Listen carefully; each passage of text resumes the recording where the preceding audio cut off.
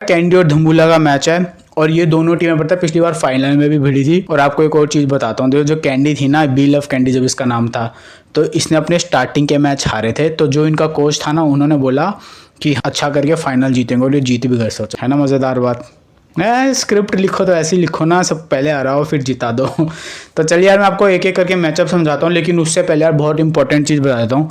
एक वेबसाइट है क्रिकमेट्रिक, तो मैं और मेरे जैसे बहुत लोग जो भी एनालिसिस करते हैं ना, खुद से नंबर्स समझते हैं, वो इस वेबसाइट का यूज़ करते हैं। तो वो अभी थोड़ी देर के लिए डाउन हो रखी है। अब मुझे पता नहीं, उनका ट्वीट भी आया था ट्विटर पे कि हम अभी कोई इशू आ गया है, तो वो अभी रिजॉल्व कर रहे हैं। तो जब तक वो स्टार्ट नहीं हो जाती तो मैं आपको प्रॉपर मैचअप तो बता नहीं पाऊंगा, पर जितना भी मुझे समझ में आया ना, जितने मतलब उसके डाउन होने से पहले जो जो मेरे पास चीज़ समझ में आई, वो मैं आपके साथ शेयर कर दूंगा, ताकि एटलीस्ट यार कुछ तो समझ हमारे इंपॉर्टेंट का काम का हमें पता चले। सबसे पहले मैं स्टार्ट करता हूँ कैंडी फाल्कन्स के बैट्समैन वर्सेस दम्बुला औरों के जो बॉलर्स हैं उनके भी। दम्बुला सिक्सर्स के जो बॉलर्स हैं, और तो हट गया, सिक्सर्स के जो बॉलर हैं उनका मैं आपको मैचअप समझाता हूँ। तो देखो, आपको एक चीज़ बताता हूँ, जो ये दम्बुला की टीम है ना, पूरी चेंज हो गई है। पहले इसके अंदर मेंडिस था, बहुत सारे लोग थे, अब इन्होंने अपनी टीम को पूरा चेंज कर दिया है। बहुत कम इन्होंने रिटेन करे अपने पास, पर जो कैंडी की टीम है ना, इन्होंने रिटेन ठीक ठाक करे हैं। लाइक जैसे एक मोहम्मद हैरिस पाकिस्तान का जो ओपनर है, उसको रिटेन करा है, हसरंगा, मैथ्यूज़, ये सब। अब शनाका भी इनके पास आ गया है।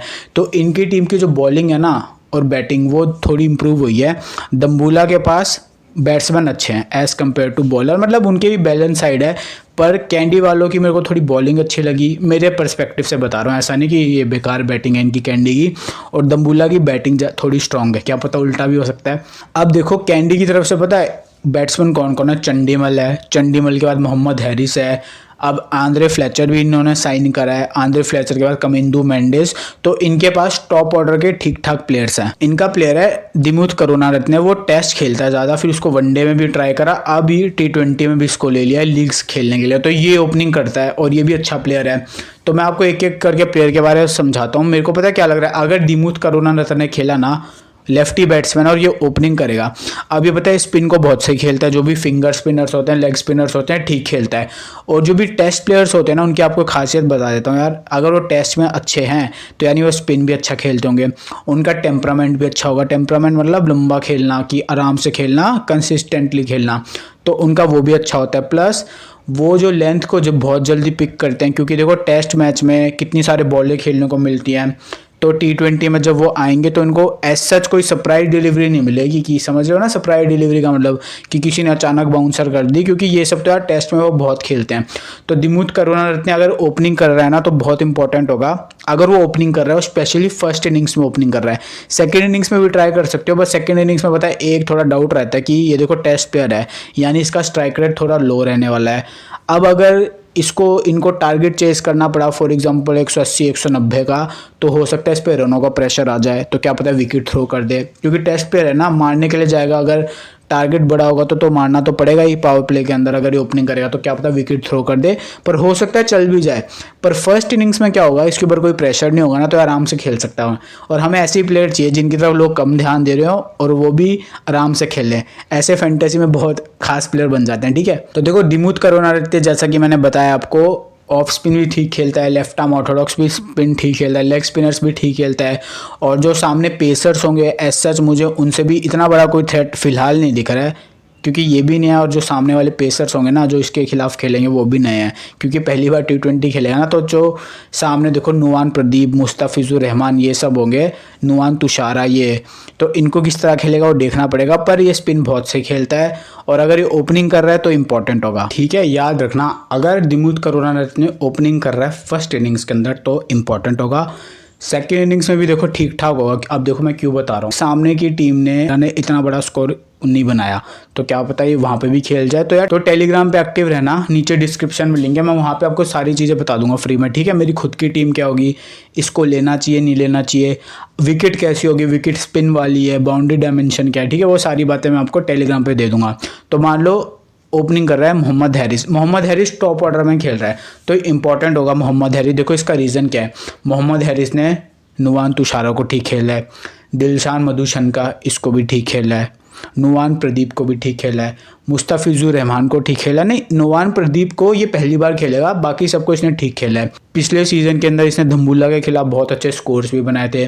Finger spinners like left arm Orthodox को भी ठीक खेलता है, राइट आर्म ऑफ स्पिनर को भी ठीक खेलता है, लेग स्पिनर्स को भी निकाल देगा। सामने एक ही लेग स्पिनर है दुश्मन हेमंता, उसको भी निकाल देगा।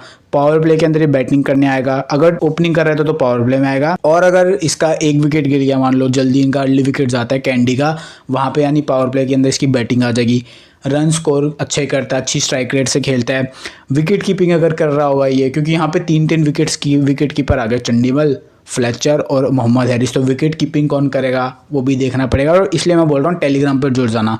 तो मोहम्मद हैरिस अगर खेल रहा है तो यार इंपॉर्टेंट होगा, अच्छा प्लेयर है, अटैकिंग अंदाज में खेलता है। और सामने जो इसके जिन बॉलर्स को खेलेगा ना, उनके मैचअप भी इसके फेवर के अंदर है। एक नुवान प्रदीप है जिसको पहली बार खेलेगा, बाकी सब बॉलर्स के जो मैचअप है वो इसके फेवर में, तो यार इंपॉर्टेंट हो गया है। फिर मोहम्मद हैरिस के बाद देखो चंडीमल आएगा। मैंने पता है कल रात को टेलीग्राम पे जैसे मैं रिसर्च करा था ना चंडीमल के बारे में, सबसे पहले मैंने चंडीमल का ही खोला क्योंकि इसका सिलेक्शन बहुत कम था विकेट कीपिंग सेक्शन से। तो मैंने इसके मैचअप स्टडी करे, इसके कुछ गेम्स जो पीछे वाले थे उसके स्कोर कार्ड देखे, इसके फॉर्म को देखा, तो यार ये बहुत सही है चंडीमल। इसके मैचअप जो है इसके फेवर में है, यानी सामने जो धम्बुल्ला की टीम है ना, उनके जो बॉलर्स हैं उसके मैचअप इसके फेवर के अंदर है।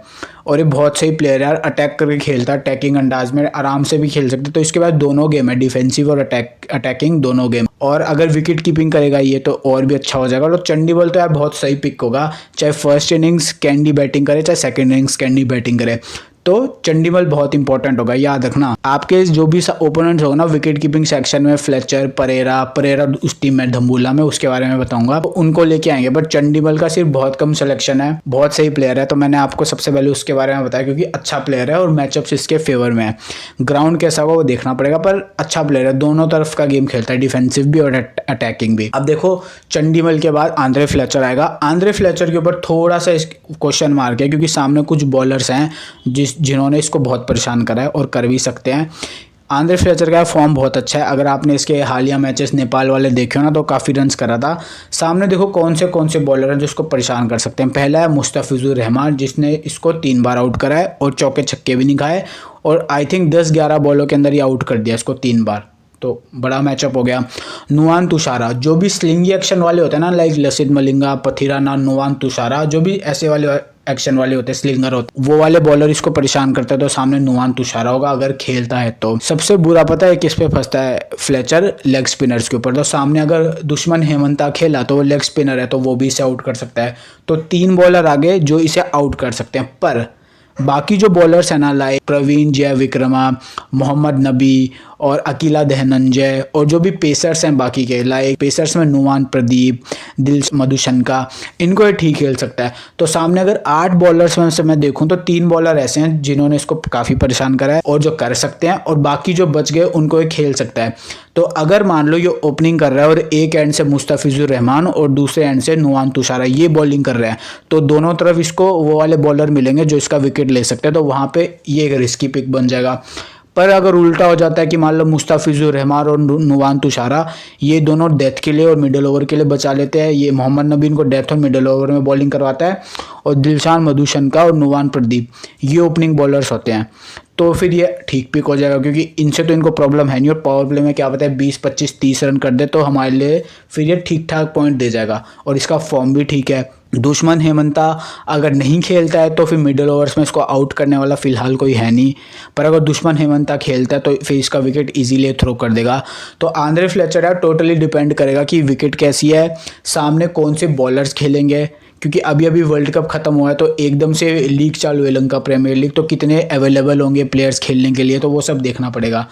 तो यार टोटली डिपेंड करेगा फ्लेचर का सिलेक्शन सिचुएशन के ऊपर, पिच कैसी है और सामने कौन कौन प्लेयर्स खेलने वाले हैं और ये किस बैटिंग पोजीशन पे खेलेगा, प्लस ये विकेट कीपिंग करेगा कि नहीं करेगा, क्योंकि यहाँ पे कैंडी के पास काफ़ी ऑप्शन है विकेट कीपिंग जिनसे वो करवा सकते हैं। अब यार देखो कमिंदू मेंडिस है ना, ये नीचे भी खेल सकता है, यानी लोअर ऑर्डर में भी खेल सकता है, मिडिल ऑर्डर में भी खेल सकता है और टॉप ऑर्डर में भी खेल सकता है। तो कमिंदू मेंडिस किस पोजीशन पे खेलेगा उसके बेस पे डिपेंड है कमिंदू मेंडिस को हमें अपनी टीम में जगह देनी है कि नहीं देनी है। कमिंदू मेंडिस टॉप ऑर्डर में खेल रहा है तो यानी इसकी डेफिनेटली बैटिंग आएगी, पर अगर मिडिल ऑर्डर में खेल रहा है यानी 4 नंबर 5 नंबर यहाँ नीचे बैटिंग आ रही है तो थोड़ी प्रॉब्लम हो जाएगी, क्योंकि देखो कमिंदू मेंडिस यार बहुत सही प्लेयर है, सामने जो बॉलर्स हैं ना उनके खिलाफ इसका मैचअप भी कुछ अवेलेबल नहीं है। मैंने बहुत डेटा चेक करे तो कमिंदू मेंडिस और जो सामने दम्बुला के जो भी बॉलर्स हो गए ना, मुस्तफिजुर रहमान और तुषारा, नोवान प्रदीप, दिलशान मधुशंका और जो भी स्पिनर्स हैं अकीला धनंजय, नबी, इन्होंने बहुत कम खेला है कमिंदू मेंडिस के। ठीक है, कमिंदू मेंडिस ने इनको बहुत कम खेला है। अगर ये नीचे बैटिंग करता है, क्योंकि बैट्समैन तो ठीक है यार अटैकिंग अंदाज में खेलता है, पर अगर ये नीचे बैटिंग करता है तो जैसा कि मैंने आपको बोला चंडीमल, मोहम्मद हैरिस, फिर ये करुणा रत्ने, इन सब के मैचअप काफ़ी अच्छे हैं। अगर ये तीनों इससे ऊपर बैटिंग कर रहे हैं यानी ज़्यादा बॉलें ये तीनों खेलेंगे, इसको कम बॉल खेलने के लिए मिलेगी। तो यहाँ पे हमारे लिए एक क्वेश्चन मार्क आ गया कि हम इसे लें कि ना लें। अब इसके खास बात बताता हूँ, कमिंदू मेंडिस ऑफ स्पिन भी डालता है और इस हाथ से भी बॉल डालता है, यानी दोनों हाथ से स्पिन डालता है कमिंदू मेंडिस। इसकी खासियत है ये अपनी टीम का मान लो 5वां बॉलिंग ऑप्शन होता है, 6ठा बॉलिंग ऑप्शन होता है, तो इसकी वैल्यू थोड़ी बढ़ जाती है। पर अगर इसकी टीम के अंदर पहले से ही 5 रेगुलर बॉलिंग ऑप्शन मौजूद है तो यानी इसको बॉलिंग से भी वहां से फिर रोल नहीं मिलेगा। कमिंदू मेंडिस प्लेयर अच्छा है, ठीक स्पिन को भी ठीक खेलता है, ऑफ स्पिन को भी, लेफ्ट आर्म ऑर्थोडॉक्स को भी ठीक खेलता है, लेग स्पिन को भी ठीक खेलता है। पर अगर इसकी बैटिंग ऑर्डर बहुत नीचे हुआ और या फिर अपनी टीम के अंदर 6ठा बॉलिंग ऑप्शन हुआ तो इसको लेने के ऊपर बहुत बड़ा क्वेश्चन मार्क बन जाएगा, क्योंकि फिर इसको परफॉर्मेंस करनी, देखो प्लेयर अच्छा है उससे हमें मतलब नहीं है, हमें मतलब है कि अगर हम इसे अपनी टीम में ले रहे हैं तो यार ये पॉइंट दे के जाए, क्योंकि हम अच्छे प्लेयर के बेस पे हमारी टीम विन या लूज नहीं करती, किस प्लेयर ने पॉइंट दिया ना उस बेस पे लूज करते। तो अगर इसको आप परफॉर्म करने का कम मौका मिलेगा ना तो यार फिर इसको लेने का फ़ायदा क्या। पर अगर इसकी बैटिंग टॉप ऑर्डर में है और ये अपनी टीम का 6ठा बॉलिंग ऑप्शन या 5वां बॉलिंग ऑप्शन है तो फिर ये थोड़ा काम का है। अगर इनकी टीम के अंदर 4 रेगुलर बॉलर खिलाते हैं और 2 ये खिलाते हैं इनको ऑलराउंडर को, जिसमें कमिंदू मेंडिस भी शामिल है, तो फिर इसकी वैल्यू बढ़ गई। पर अगर इनकी टीम के अंदर पहले से ही 5 रेगुलर बॉलर हैं जो अपने 4-4 ओवर डालते हैं, जो 4 ओवर डालते आए हैं, तो इसकी वैल्यू बॉलिंग से कम हो गई। तो यार टेलीग्राम पर मैं आपको बता दूंगा कि इसको लेना है कि नहीं लेना, पर ये इंपॉर्टेंट है अगर टॉप ऑर्डर में बैटिंग कर रहा है यानी ओपनिंग कर रहा है या फिर 1 डाउन आ रहा है, और अगर ये अपनी टीम का 5वां या 6ठा बॉलिंग ऑप्शन हुआ तो। पर अगर इसकी टीम में पहले से ही 5 बॉलर मौजूद है रेगुलर वाले जो अपने 4 ओवर हमेशा डालते हैं तो फिर इसकी यार बॉलिंग से पॉइंट कर चल जाएंगे। नीचे बैटिंग करेगा तो इसकी बैटिंग से थोड़ा पॉइंट कम हो जाएंगे। काफ़ी बार पता है ऐसा भी हुआ है कि इसने नीचे बैटिंग करी, उसने रन्स कर दिया है, पर मैंने आपको ये भी बताया कि जो बाकी बैट्समैन है लाइक चंडीमल, मोहम्मद हैरिस, इनके नंबर्स काफ़ी सही है दम्बुला के बॉलर्स के खिलाफ। तो अगर टॉप ऑर्डर चल गया तो फिर इसकी बैटिंग आएगी पूरी नहीं आएगी इस पर भी क्वेश्चन मार्क लग जाएगा। तो कमिंदू मेंडिस आपको ट्राई करना है तो टॉप ऑर्डर में करना, या फिर अगर ये लोअर ऑर्डर में खेल रहा है और आपको ऐसा लगता है कि नहीं स्टार्टिंग में विकेट्स जाएंगे कैंडी के, तो आप इसको जीएल में ट्राई करो या स्मॉल लीग में भी करो यार, आपकी मर्जी है। पर मेरी साइड से मैं इसको तभी लूँगा जब ये थोड़ा ऊपर बैटिंग करेगा तभी, तो इसके बारे में मैं आपको टेलीग्राम पर बता दूंगा। अब कमिंदू मेंडिस के बाद देखो इन्होंने एक प्लेयर साइन करा है पाकिस्तान से, आगा सलमान।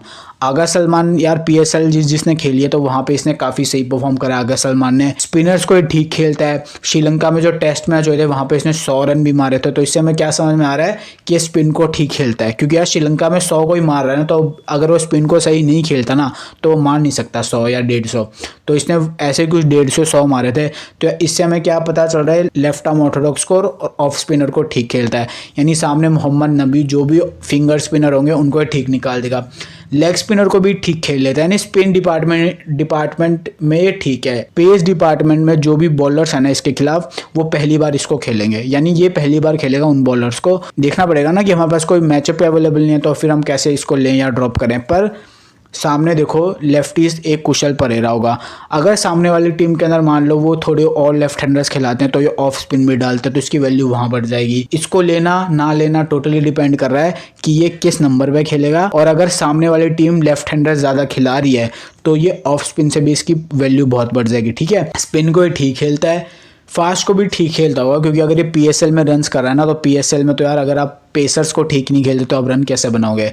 तो पेस डिपार्टमेंट भी इसका ठीक है, स्पिन डिपार्टमेंट भी इसका ठीक है।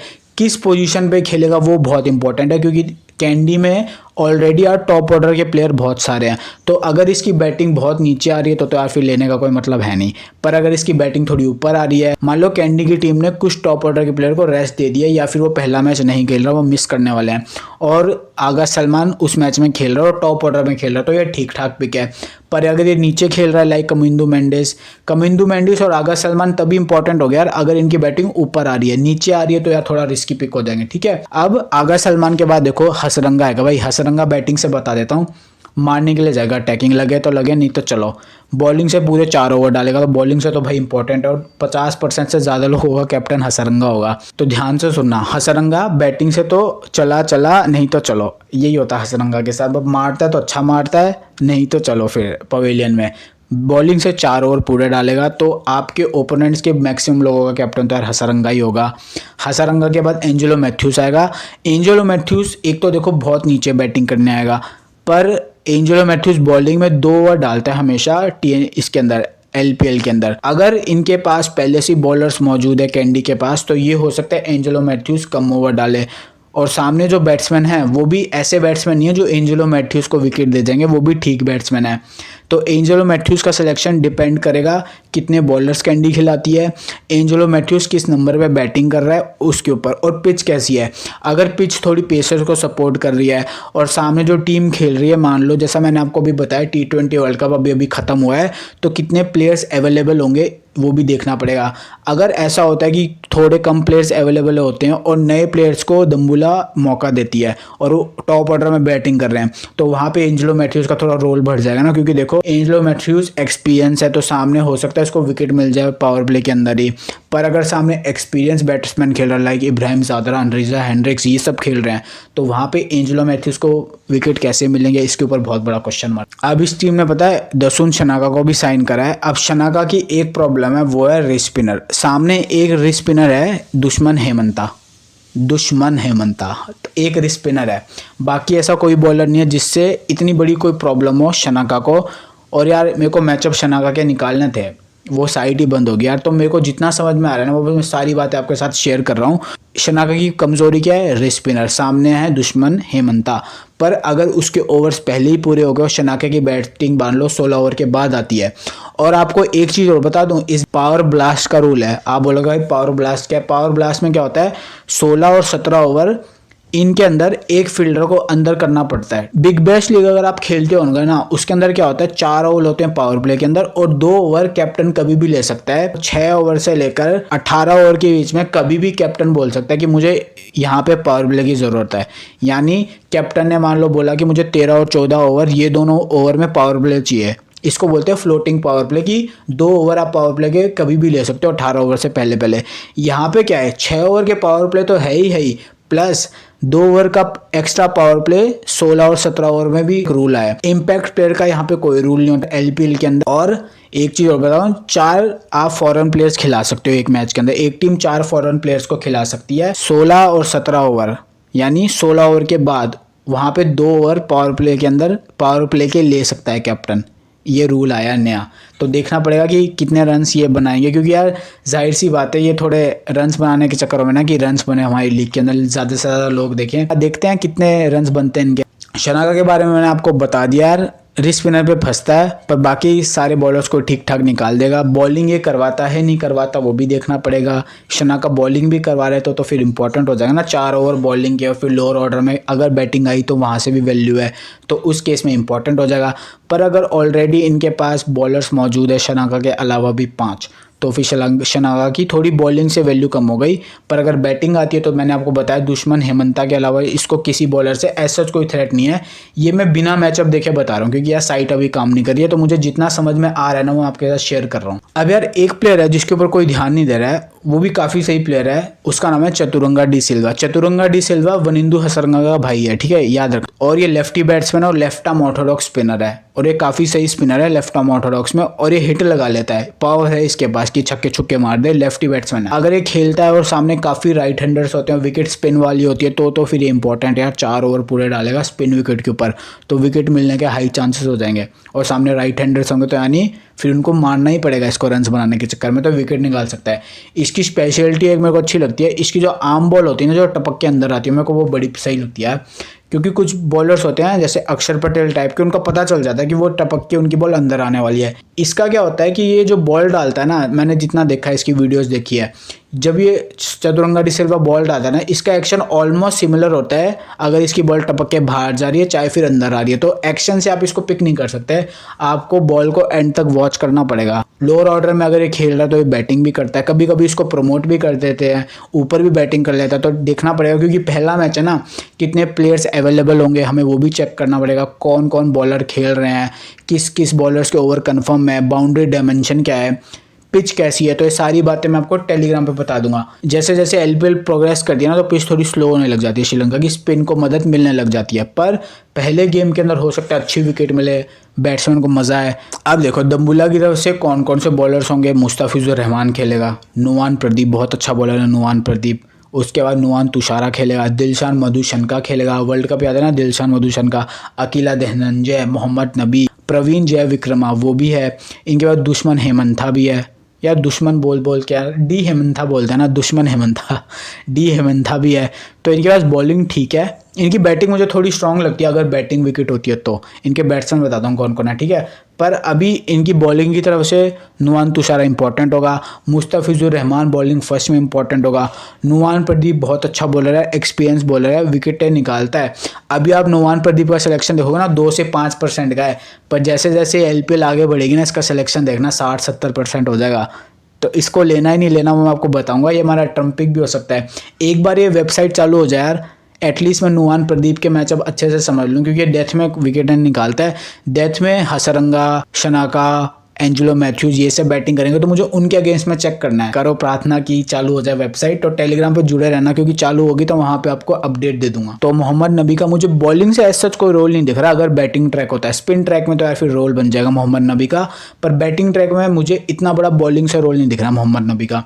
तो इनके बॉलर्स कुछ इस तरह हैं यार, मैंने आपको बताया मुस्तफिजुर रहमान, नुआन प्रदीप अच्छा बॉलर है, तुषारा डेथ में बॉलिंग करता है, दिलशान मधुशनका अगर खेल रहा है तो ओपनिंग बॉलर और डेथ में भी एक आध करा देता है, मोहम्मद नबी, प्रवीण जय विक्रमा, दुश्मन हेमंथा, दी हेमंथा ये सब हैं, ठीक है। अब हम चलते हैं दम्बुल्ला के बैट्समैन वर्सेस कैंडी के बॉलर से। अब ध्यान से सुनना, दम्बुल्ला के बैट्समैन देखो कौन कौन है।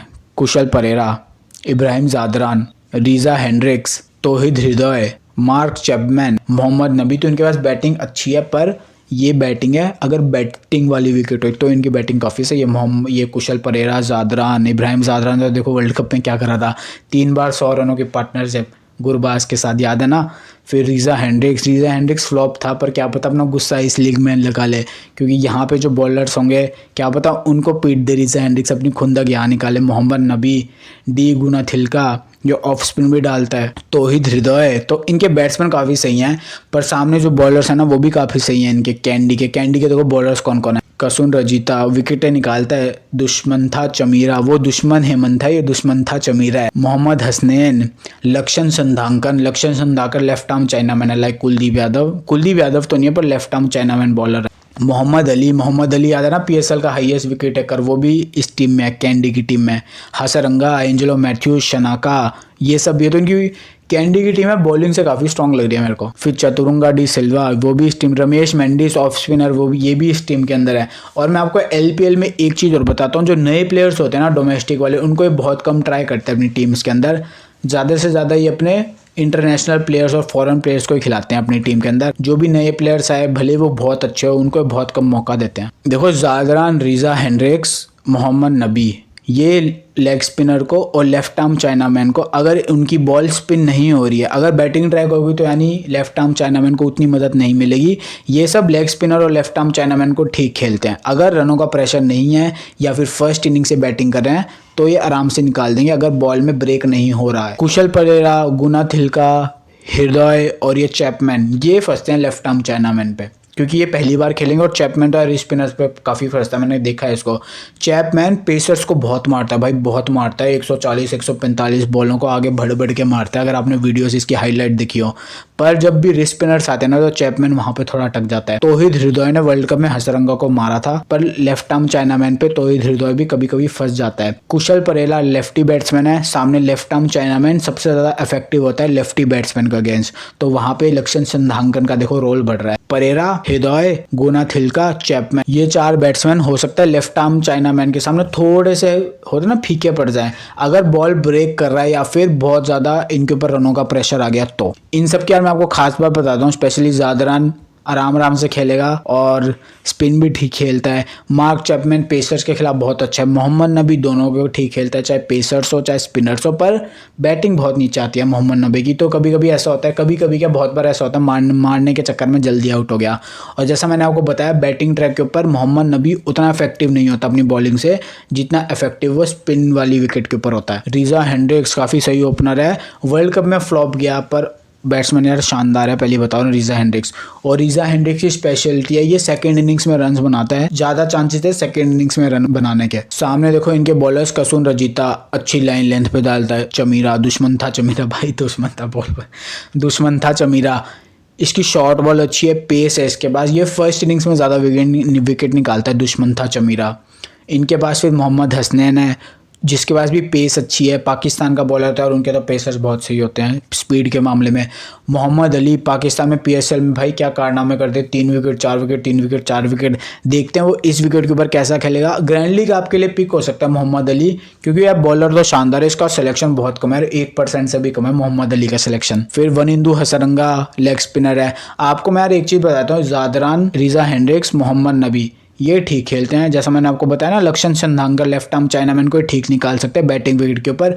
पर जो बाकी 4 बैट्समैन बच गए लाइक कुशल परेरा, चैपमैन, उसके बाद मैंने आपको तौहीद हृदय के बारे में बताया स्पेशली लेफ्ट आर्म चाइनामैन के गेम में, तो तौहीद हृदय को हसरंगा निकाल देगा आराम से अगर स्पिन ट्रैक होता है। पर तौहीद हृदय हसरंगा को बैटिंग विकेट के ऊपर बहुत मारता है, जैसा हमने वर्ल्ड कप में देखा। विकेट के ऊपर बहुत ज़्यादा डिपेंड करेगा हमें किस प्लेयर को लेना है, किसको छोड़ना है। पहला मैच है तो हमें देखना पड़ेगा कौन बॉलर्स अवेलेबल है, कौन से बॉलर्स बॉलिंग कराएंगे। तो यार टेलीग्राम पर जुड़ जाना और मैं आपको सीवीसी पिक्स बताता हूँ। देखो सबका कैप्टन होने वाला है वनिंदु हसरंगा, चाहे बॉलिंग फर्स्ट करे चाहे बॉलिंग सेकंड करे। स्मॉल लीग में तो सब करके आने वाले हैं, लोअर ऑर्डर में कभी कभी पता है मान लो अगर इनकी कैंडी की टीम ने अच्छा स्टार्ट दे दिया तो हसरंगा खुद को प्रमोट कर लेता है। 20 बॉलों में 30-35 रन बना के 4 ओवर बॉलिंग कराएगा, तो कैप्टनसी पिक तो भाई बहुत अच्छा है हसरंगा। मोहम्मद हैरिस अगर बैटिंग फर्स्ट कर रहा है, दिनेश चंडीमाल अगर बैटिंग फर्स्ट कर रहा है, ये भी बहुत सही कैप्टन वीसी के अच्छे चॉइस है। अगर आप हसरंगा कैप्टन कर रहे हो ना तो वीसी के ये भी बहुत अच्छे चॉइस है अगर ये बैटिंग फर्स्ट कर रहे हैं। पर याद रखना विकेट बैटिंग वाली होनी चाहिए स्पेशली मोहम्मद हैरिस के केस में। और अगर रीजा हेंड्रिक्स अवेलेबल है, क्योंकि अभी अभी यार साउथ अफ्रीका अपने वर्ल्ड कप हारी है, तो देखना पड़ेगा वो आएगा खेलने के लिए। पहला मैच नहीं आएगा तो चेक करना पड़ेगा, पर अगर आया तो बैटिंग सेकंड में काफ़ी इंपॉर्टेंट होगा।